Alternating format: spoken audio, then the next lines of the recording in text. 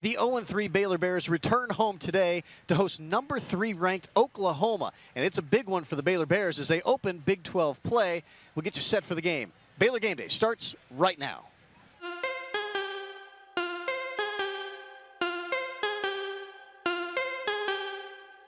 They try to shut us down and it ain't gon' slide. Only thing I fear is God and he on my side. That's the confidence I got, cause he got me. That's why I really feel like you can't stop me. That's all you got. Come on with it. That's all you got. You can't stop me. You don't got the power. Shut me down. That's not enough. I'm my biggest problem. You don't got the power. Shut me down. That's not enough. You can't stop me. You're my biggest opponent. You know me, I know you, we know it. Whenever I fail, you always been there to simply remind me of it. You don't see when I'm growing. You don't see where I'm going. You only see in the moment. You know my mistakes. You never let go. You don't got the power. Shut me down. That's not enough. You can't stop me. Live from Touchdown Alley at McLean Stadium on the campus of Baylor University, this is Baylor Game Day. Presented by Baylor Scott & White and Southwest Sports Medicine, and brought to you in part by Waco Carpet Company, Richard Carr Buick GMC Cadillac, Texas Professional Exteriors, KWTX News 10, and Fox Sports. This is Baylor Game Day. And welcome into Touchdown Alley and Baylor Game Day as the Baylor Bears get set to take on OU here at 5:30 tonight at McLean Stadium. All black for Baylor tonight. We did not follow suit. It's too hot out here for that in Touchdown Alley. Pleased to be joined by Terrence Ganaway, as always. No all black for you. I do like the purple tie. I do too. You know, all black usually simulates somebody's about to get beaten to death, and there's like a funeral. So I don't know what we're going with today, but I chose purple because it's TCU. Because you look good. Yeah. Well, you know, I do what I can, Dan. Dan Ingham here as always, and I'm glad we're not wearing the black. I'd be dying out here if we were wearing. I'd rather be wearing polos, but I guess we do look good in the suit. You Dan, do. right. You guys do. And Julie Hayes, as always, you always look. I mean, I was going to wear that same necklace today. You I'm really were? glad I didn't. Oh, Yeah. I'm glad, because I'd be embarrassed if we had the same exactly. thing on. But hey, I was just saying, if you can't tell, there's a nice breeze out here today. What, 94 degrees? It's better than some other games that we have all experienced I think together. you should get a pantsuit. I mean, I think, you know, equality is right here, and we need to all suit up. Go ahead and write that down. We'll talk to him after. You know what? Pantsuit. Yeah, 2001, that would have worked well. Yeah. Well, Thank you, Terrence. I There won't you be go. taking my fashion advice from you, though. Yeah. Well, let's get things started tonight. We begin, as we always do, with our opening drive.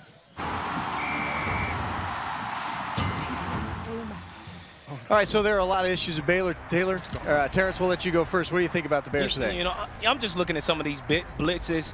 You know, sometimes our offensive line, obviously they are very, very young, but you're going to see right here real soon, the center oversets on a zone read play where he knows he doesn't have any backside help because the guy's in a 3 shade. So he knows he's not going to get a double team to be able to climb to the backer. Sometimes it's the O-lineman, and sometimes it's Zach Smith. Zach Smith has to know that he has to audible some plays and get receivers to run hot sights and adjustments just because you have to beat the blitz with the ball. And we haven't done that well on the offensive line, and we haven't done it well with beating the blitz with the ball. Yeah, they've got to do that today against Oklahoma. Julie? Well, I mean, everybody knows all eyes are going to be on one person on that field today, and that's Matt Rule. I mean, he's certainly in the hot seat, and we're only talking about, what, the 3rd game of the season? But we had Mac Rhodes here with us on the first game, and we said, hey, do you think that Matt Rule is feeling a lot of pressure to win? I mean, people are understanding that it's going to take some time, but what do you think he's feeling? And he said, hey, I know Matt Rule. Matt Rule's a perfectionist, and he wants to win. What coach wants to go out there and lose? Nobody, right? So you got fans that are kind of, some are saying, hey, we want a winner, and others are saying, hey, let the process play out. So there's just no doubt in my mind that Matt Rule is going to be the person a lot of people are watching today. How does he respond? How does this game go for him? And frankly, I mean, he is playing Oklahoma, but he needs to get a win in McLean Stadium for fans to sort of get behind this new process that he keeps talking about. Yeah, pretty tall order today, Dan. All right, for me, it's all about QB production. There hasn't been a lot, frankly, through the first few games so far this year. That's what I'm curious to see what Baylor does today. I want to see if they, there's been a lot of blame to go around in this offense. I don't want to put it all on quarterback play, but look at these numbers right now. Baylor last in the Big 12 in scoring, last in the Big 12 in pass efficiency, 9th in overall passing, 6 interceptions thrown by the quarterbacks to just 7 touchdowns. Offense has to get better. That means O-line's got to play better, running backs, wide receivers, but it's got to start at the quarterback. Whoever it is playing quarterback today has to play better. And I think for me in the opening drive, we're going to talk about Baker Mayfield a little bit. It comes down, I think, in a large part today to what happens with Baker Mayfield. If Baylor can control him somehow, if maybe they knock him down a few times, sack him a few times, maybe they have a chance to stay in this football game. If Baker Mayfield gets to go play like Baker Mayfield plays on a regular basis, then it is big-time trouble for the Baylor Bears. He has been extremely, extremely good in his time at Oklahoma. We'll talk more about Baker Mayfield in just a few moments. The opening drive brought to you by Toe King. All right, so let's quickly touch on Zach Smith. And you mentioned it. His career, he came in last year in the Oklahoma game, had to take over after Seth Russell got hurt. His career production, and we'll take a look at the numbers, has been okay, but he's still a young guy. They still expect and want more from him in the future. They think he's pretty good. I've talked to people within the coaching staff and the athletic department. They think he's good. I don't think he hasn't shown yet that he's the quarterback of the future yet. But at some point, you just got to let him go. And I think that's why they decided to make the move. Of course, Anu can't play right now, but he's your guy as long as he can go and just throw him out there and see what he can do. The alarming part, Terrence, is the 10 interceptions. He's thrown 14 touchdowns in the games that he's played, and you like those numbers. You don't like the 10 INTs. No. Too many mistakes. Too many mistakes and bad decisions with the ball in his hand. What really has to happen with Zach Smith is he has to understand this offense a little bit better, and that it really falls on Coach Nixon and teaching them the offense. Like I said earlier in this segment, we're talking about the blitzes, and you'll see in NFL games, and I know we're trying to run a mixed offense. A lot of times the quarterbacks will wave a route off because if a safety walks down in the box and you don't have a blocker to pick him up, that receiver knows that he has to run a different route because I can't beat this guy with the block because everyone is already assigned to their defensive man, so you have to beat him with the ball. Sometimes you know that, and you see quarterbacks wave out like, hey, we got this guy picked up. We got something for him, and Zach Smith doesn't know much of the offense to do that. Last week, we had everyone blocking, and the defense still got home. And receivers running goals down the field. What are we doing? We have to be able to understand the adjustments and the hot routes. That that is solely on Zach Smith and the receivers having a good understanding of what they need to do with the ball when a blitz presents. And I think, Julie, you talked about this. This is the first big game here in a while. Number 3, Oklahoma. Obviously a big game in terms of the Big 12, but Baylor needs a win at home soon. Yeah, and just to get the fans excited again. Like I said, it's one thing for fans to say, yeah, we're going to give this new coach time. We're going to give these new players time. We got a lot of freshmen. But then when they go out there and they get beat by 2 teams, like Liberty and UTSA, fans are not happy about that. They're thinking those should be automatic wins, whether it's a new program with a bunch of freshmen. We're talking about the Big 12. Look at this stadium behind us. They got the best facilities in the entire nation. And today, we were all just discussing, there's a lot of OU fans that are out here. And so I'll be interested to see how long do the Baylor fans, really hang on. If these teams keep coming out here and losing, and granted, playing the number 3 team in the nation is not really a good chance to get your first big win at home, but I think they've got to show a lot of improvement to keep these fans hanging on. Well, here's what Matt Rule had to say earlier this week about his team's play against Oklahoma and his hopes that Baylor will rise to the occasion. I think you hope that great players and great teams bring out the best in your team. And I think it's a chance for our guys. As I said to our guys, we were sitting here last year. I wasn't here, obviously, but I would say we were sitting here last year at 3-0 entering conference play. And we got into conference play, and we went 3-6 in conference play. So now we're sitting here at 0-3. We're still 0-0 in the conference. Go try to win conference games.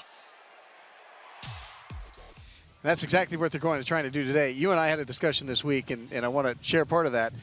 As much as people want to give the new coaching staff a little bit of time, this is still a Big 12 football team that they're putting on the field every week. Yep. At some point, they have to act like a Big 12 football team. Yep. No, I definitely agree. If we were 2-1, it makes the world of difference in being patient with a coach. And it's a lot of knee-jerk reaction, to be honest. But we have to see something, and in today's climate in college football, it has to be in the win and loss column. I know that, Matt Rule is doing a great job of building young men up, and he has a track record of that. But we need to win football games, And I know this next 3-game stretch is going to be really tough before we come back home and have an opportunity to win a game. Not saying we don't have an opportunity in these next 3 games, but we're going to play some really, really talented teams. So we need to start winning, and I don't know if that happens today. And I would like to say I agree with Terrence that in a normal college football situation, you're only talking about wins and losses. If you come out and you're in the Big 12 and you lose to a team like Liberty, you might get fired after that game. But this is obviously a very different situation, what Baylor is dealing with in hiring a new coach and in trying to rebuild the program. So I think that's where the big wild card is how long will fans continue coming to the game and supporting a coach if they're not winning. Well, I saw something, and maybe you can touch on this week. Somebody wrote, Matt Rule was brought here to win football games, but he was also brought here, at least in the first year, to do a lot more than that. And off the field, he's doing everything that he's supposed to be doing. So I think there's 2 different people that we're talking about pleasing here. Fans, which, I mean, Baylor's 0-3. Heck yeah, they're not excited about that. I wouldn't be either. And the people who hire and fire, and that's Mac Rhodes. If Mac Rhodes is happy with the way he's running this program right now, he got a 7-year contract. So and there's a reason he got a 7-year contract. Is try and work things out. I mean, yes, I know contracts can be bought out, that kind of deal, but he has a honeymoon with the folks that matter right now. And I think you and I, Julie, were talking this week about something you read from Grant Taft's family that kind of touched on the same thing. Right after the loss to UTSA, one of Grant Taft's daughters posted something which eventually ended up in the Waco Tribune-Herald as well, and she basically said, hey, Matt Rule is coming in and he's got these young children, and I remember being in that same situation when my dad, Grant Taft, came in to try to take over a program that frankly was bad. And so she was just saying, hey, fans, hang on, it really is a process. Let's give this coach some time before we all start turning on him, and let's remember that we're a Christian institution. And a lot of us, when we're on message boards, are not acting like it. Yeah. So it was, Can you believe it? I mean, listen, I'm a Christian, and that Christian talk is played out with me. And as far as expectations, I talked to about this with my wife with our kids. She wants excuses and not set expectations. The expectation is for you to get college football players and for you to make them men. That's the expectation, and then to go out there and win football games. So forget about what these young men have went through. You got some 10-3s, Cotton. You got some Big 12 championship players on this team. Play with what you have and go out there and win football games. In the climate of Grant Taft, when Grant Taft coached football, when coaches got a contract, they were going to coach for 25, 30 years, the Joe Pauls of the world. You're not going to have that anymore. So the patience of, giving, Matt Rule with the talent that he has and the talent that will come in, it's going to take him time to get and, fill out what his philosophy is for Baylor. But you're supposed to win, some games and throughout that. Trust the process. So what do you think? How long do you think that it's fair to give a coach like that to get some wins out there? For one, we got to put on a better defensive unit first game of the season. And we got it might have been a perfect storm. We wasn't really sure what we were going to do on offense and defense, and Liberty had a well thought out veteran group. A great game plan. And then UTSA offense production went to crap, to be honest. And then we go up to Duke, and we can't pick up a blitz to save our life. Yes, our defense is getting really, really good, but our defense gave us a chance to beat UTSA with 2 minutes left, and the ball's on the 40. And we go out there and throw, and we got 2 minutes left, no timeouts, and we go out there and throw the ball deep 3 times. It's college football, so maybe we got to understand those rules. First down, stop the clock in college football, and also drop passes, stop the clock. So go out there, run your full offense, and I'm not a coach. So I'm just talking from a former player perspective. But you can't go out there and rush and go, throw a 40-yard bomb, and we score, and we give UTSA the ball back with 1 minute and 45 seconds. Because that's not how you win football games. That's not how veteran coaches and experienced coaches win football games. And I know a lot of people around here want to win this week, and it's a tall order against OU, a team that has been very, very good. All right, when we come back on Baylor Game Day, we're going to hear from head coach Matt Rule as he talks about what he expects today on his way into the stadium. You're watching Baylor Game Day live on the CW12 and Fox Sports from Touchdown Alley. Hi, I'm KJ Smith, Baylor University defensive end, and you're watching Baylor Game Day. Welcome back to Baylor Game Day, live in Touchdown Alley on CW12 and Fox Sports as we get you set for Baylor and Oklahoma coming up here tonight at 5:30. Matt Rule is in the locker room getting ready with his football team. We caught up with him as he was making his way in. We go to Tyler Bolden with more with Matt Rule. Head coach Matt Rule joining us here on Baylor Game Day. Coach, everybody's very familiar with Oklahoma quarterback Baker Mayfield, 10 touchdowns, 0 interceptions. What is the key to stopping him today? I think you have to take away their run game, try to make it one-dimensional, and keep him in the pocket. He's so dynamic with his ability to move, make plays down the field. So I don't think you can necessarily stop him. You just have to limit him and take away some of his weapons. How important is it for you guys to stay disciplined? Well, I think that's the key in football always. And just, they're so good you can't give them anything. Make them earn everything. Go out there and fight to earn things yourselves, but we just can't give them a free one on a trick play or a blown assignment. You got a couple guys coming back today, Terrence Williams, Braylon Arnold among the few. How healthy are they? How much do you expect them to make an impact? Braylon will start for us and Terrence will play a lot. Our medical staff here has done a great job in terms of not letting them go before they're ready, but they're definitely ready, so they'll both play a lot. That's head coach Matt Rule joining us here on Baylor Game Day. Bears and Sooners, a couple hours. Troy, send it back to you. All right, Tyler, thank you very much. He touched on Baker Mayfield. He said this week, Matt Rule, that one of the things that makes him truly special is that he can not only throw and run with the football, but he can do both at the same time when he's rolling out of the pocket and find guys downfield. That's what makes him elite. Can they stop Baker Mayfield today? Stop? Slow no. down? I mean, he's the guy that's one of the 3 or 4 best players in college football. You're not going to stop him. Right. But like you said, don't maybe force a couple turnovers. If you're Baylor, Baylor on paper is not as good as OU. I think we can all agree on that. How do you beat a team like OU? Force a couple turnovers, get them out of their rhythm, make a special teams play. I mean, so yeah, that's how you beat a team like that. So hit them hard, get them, get a fumble, that kind of deal. But get Chris Platt open down the field maybe once or twice, or 4 times. Yeah, but that's defensively being able to beat OU. We're talking about stopping Baker Mayfield. The thing, you have to disrupt what he does well, which is create plays after the pocket has collapsed. Yeah. So if we pressure inside and the outside linebackers or the defensive end Lou contain, and he's out on the edge, he becomes a run threat and he becomes a pass threat, and very good at both.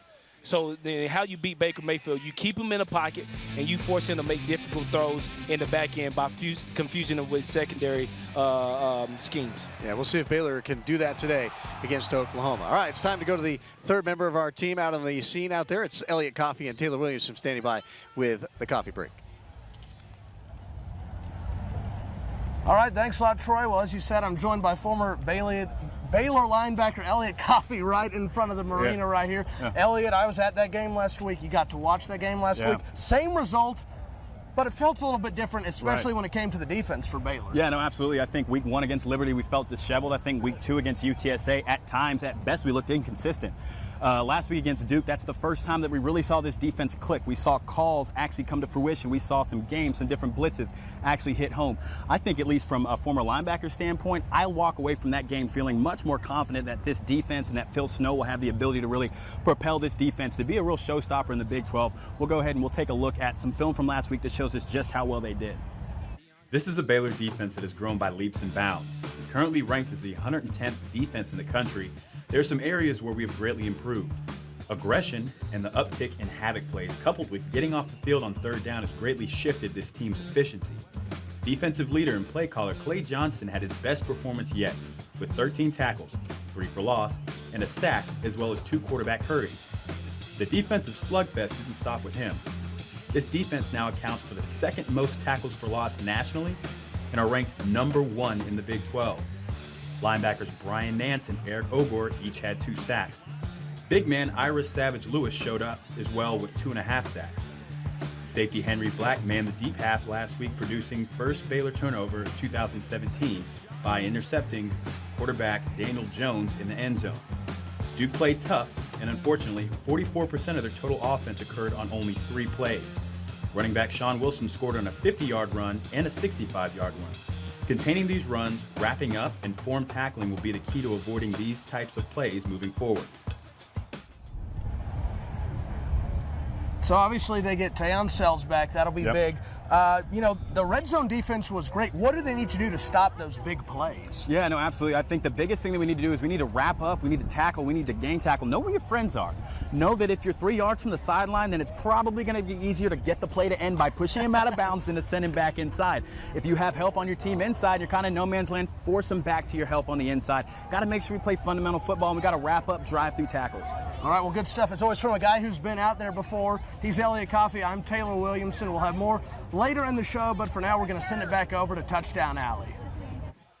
All right, Taylor, thank you very much. Maybe it helps that they're fired up. They're out there Getting into it a little bit in midfield, we just found out. So I saw, I'm friends with the Toby Rowland, who's the play-by-play guy for OU football on the radio, and he had some video from up in the press box. It was all John, but the Baylor players and the OU players at 50-yard line, John, no punches thrown or anything like that. Can't be a bad thing. Maybe we need him to get a little ticked off. Yeah, you want to be feisty, and it's easy to get up for big matchups.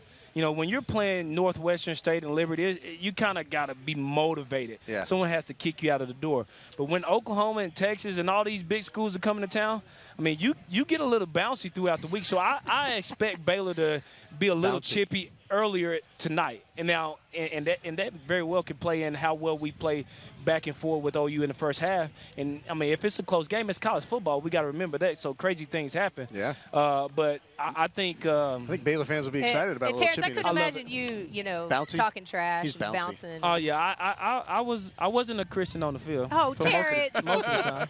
Don't Hey, listen just to be Terrence. fair, that, like, players chirping in midfield probably happens every other game in big boy football. Let's for Terrence. Terrence never did that. Man, but let's be honest. A lot of these guys, they played Texas high school football. So, I mean, they probably were teammates in high school or they grew up together. So they're probably just jawing back and forth, just having fun. But it helps.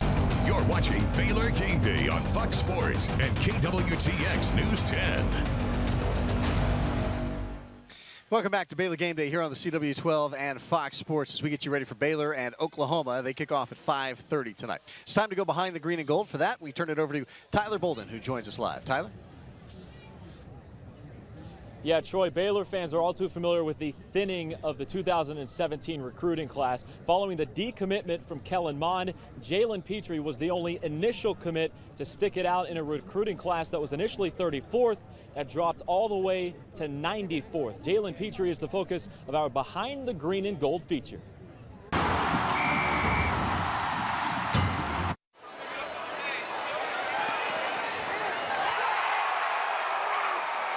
Offensively, Baylor loved having this number 24 make the transition from basketball to football to shore up the tight end depth.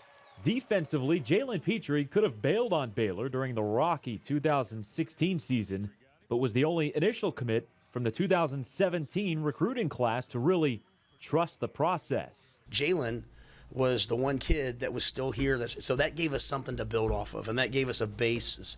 And he's one of our kind of guys. He's one of our guys. I mean, he's one of us. And so he'll just go like this over his career. He's just too loyal and too tough and too instinctive. We have some hope that we know that we're going to – it's not going to be easy. Everything is not going to be easy. We're going to just take it step by step and just get to that point where we need to be, and eventually we'll get there. During most of his junior year of high school, Petrie wasn't there on the field at Stafford High School, but that was because of a torn ACL.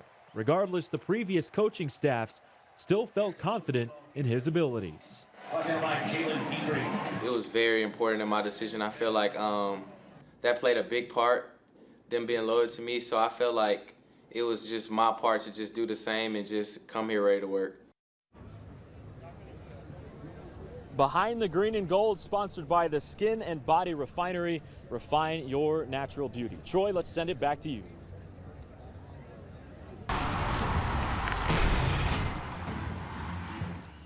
All right, in this week's Vault, we take you back, not too far, back to 2011. Baylor here at home against OU, and it was that Heisman moment for RG3, Dan, the big throw to Terrence Williams to win the football game against Oklahoma right here in Waco. What a huge play that was. What a big moment in 2011. Bob Stoops called timeout, if I remember correctly, and gave Robert a chance to make that play. A great career for Bob Stoops. Bad decision there, letting RG3 throw that ball. Yeah, it worked out for Baylor then. We'll see how it works out today. The Vault is brought to you by 855bugs.com. And with that as a segue, we go to Seth Russell, who's here with us. Good to see you again, bud. Oh, thanks for having me. Welcome back to McLean Stadium and Touchdown Alley. Good to see you. So tell people, you guys have gotten married, you and your new wife, and you've been a busy guy since you finished playing last year. Talk about what you're doing a little bit. Absolutely. I've been teetering back and forth, about football. Been praying about it a lot, talking with family, support staff, and just kind of, this past Monday, decided to medically retire. I mean, it was definitely a tough decision, but I'm happy with it. I'm ready to move on. I mean, I'm married to the woman I love, and as long as we can go through all this and learn and make mistakes and grow from it, that's what matters. Good deal. All right, so a little update on what you're doing now. You got married. Let's talk about this football team right here. Obviously 0-3. Zach Smith, he's the quarterback now, but you've been around him before. What are some of his strengths he brings to the table? He's got probably one of the strongest arms I've ever seen. Really? I mean, he makes mine look like a noodle, which is I'm not sure about that. But he's got some great mechanics. I mean, he's been able to move. Last year he wasn't healthy, and this year he's been able to really get healthy, get his feet back underneath him, and I think we'll see that today, moving around a little bit. But he's a great guy. I love him. I mean, I consider him a brother. I mean, all those guys on the field that are going through this tough time, I consider them brothers, and he's just one of them. Is he one of the guys that you would say could be the face of this program in the next couple of years? Absolutely. Is he that good? I mean, any of those guys. I think, with Charlie, Anu, I mean, any of those guys that are coming in, I mean, they have a chance. I mean, it's an open spot, and it's just whoever shows up, who makes those big plays, and I'm excited to see what they can do. Seth, when you first sat down, one of the first things I noticed is your scar here from the neck surgery, and you got an even larger one on the back. You also, you just had a tough year. You also had ankle surgery, and again, you mentioned that. That's on behalf, I think, of everyone. I just want to say, thank you for what you did. You went through one of the toughest times I can only imagine a quarterback ever experiencing in college football, and you handled it with such grace. And every Baylor fan has so much respect for you. So before I move any further, I just wanted, on behalf of fans, I know I could say, thanks for what you did for Baylor University over the last couple of years. And now to the more important thing, wedding details. Oh, yeah. We've got some great photos, and of course your wife would probably kill you if you got out of here without talking about your amazing wedding day. Tell us a little bit about your wife. She's a Baylor graduate, played soccer, and then tell us about this beautiful wedding that we have some photos from. Absolutely. We met freshman year, and it's kind of cool how we met. So we have a freshman etiquette class that we have to take for all the sports. And she comes crutching down the stairs, and we're in the team meeting room. And I kind of hear, the door close, and all the front row is full, and I'm sitting on the front row. And she kind of comes down, and I kind of look up to my left, and I kind of got up, and I gave her my seat, just to be a gentleman, moved to the next row, and she kind of had a little spark in her eye, I guess, a little bit, and I had a little in mine. And luckily, we had a good football friend kind of hook us up, and it was history from there, and the wedding was awesome. We're looking forward to a little football. We're happy to have you back in McLean Stadium tonight. Thank you so much for being back. Appreciate your time today. And Seth, before you go, what are your plans from here? Just find a job. A few interviews coming up, just kind of getting into the real world, possibly coaching, possibly, property management, something. Just something I can be active in, and, really kind of use my skills of, and the stuff that I've learned over the past couple of years here at Baylor, and be able to put it back into the community and just help out any way I can. Well, this is on statewide, so Seth Russell is available to work agent. for you. That's all I'm saying. Yeah, He's for a job. Unrestricted free agent right here. He hasn't retired from all of it. Yeah, exactly. Right. Well, thank you, man. Appreciate you being here. Thank you. Looking forward to seeing you here as the time goes by in the next couple of years. Down is not where I belong. This aching heart won't turn to stone. There's a fire inside these bones. It was meant to be. I see your world still full of light. How could I ever been so blind? I still haven't lost my fight that haunts me in my sleep. I feel like waking up. I've had this dream before. I'll take these footsteps, go higher, go higher. I won't give empty smile, walk down this lonely soul. I'll take these footsteps, go higher, go higher. I feel like waking up. I've had this dream before. I'll take these footsteps, go higher. Welcome back to Baylor Game Day. We're about 40 minutes from kickoff. Baylor and OU tonight, 5:30 inside McLean Stadium. Now let's get you caught up on everything else going on around the Big 12 and this week's Big 12 scoreboard. All right, so one of the early games today, Texas Tech at the University of Houston. And this one, I think a lot of people thought it could be 70-65. It didn't quite go that way, but second quarter, Desmond Nisby, the 3-yard touchdown run for Texas Tech. They were up 13-0. All right, but the Houston offense would finally get going. Remember this guy, Kyle Allen, transferred from Texas A&M. A little bubble pass to Daria, easy for me to say, King. 18 yards on the bubble screen. It's a 13-10 ball game at that point. Not a lot of big plays, but Texas Tech's Nick Shimonek makes one to Kiki Kuti. 78 yards on the long touchdown strike. That made it 20-10. And Texas Tech went on to beat Houston 27-24 today. So a win the Big 12 needed, That's and they a pretty got good it win today. for Tech. Yeah, Houston has beaten some top 5 conference teams over the last few years. Elsewhere in the Big 12, the big one going on right now, TCU and Oklahoma State. And right now, that game, TCU getting the best of Oklahoma State. I think we're a little surprised by that. 27-17, TCU leading Oklahoma State about halfway through the third quarter right now. But Gary Patterson, there's not many better defensive minds in the country than him. And so far, it's been working well for him, holding Oklahoma State to just 17 points. Hey, and look, that's why Terrence wore that tie, right? That's right. Right, there Terrence? you go. Yeah. He's thinking upset. Shout out Gary Patterson. Yeah, West Virginia got the best of him. Kansas today at Kansas. That one was close up until the last half quarter. Kansas a little better this year.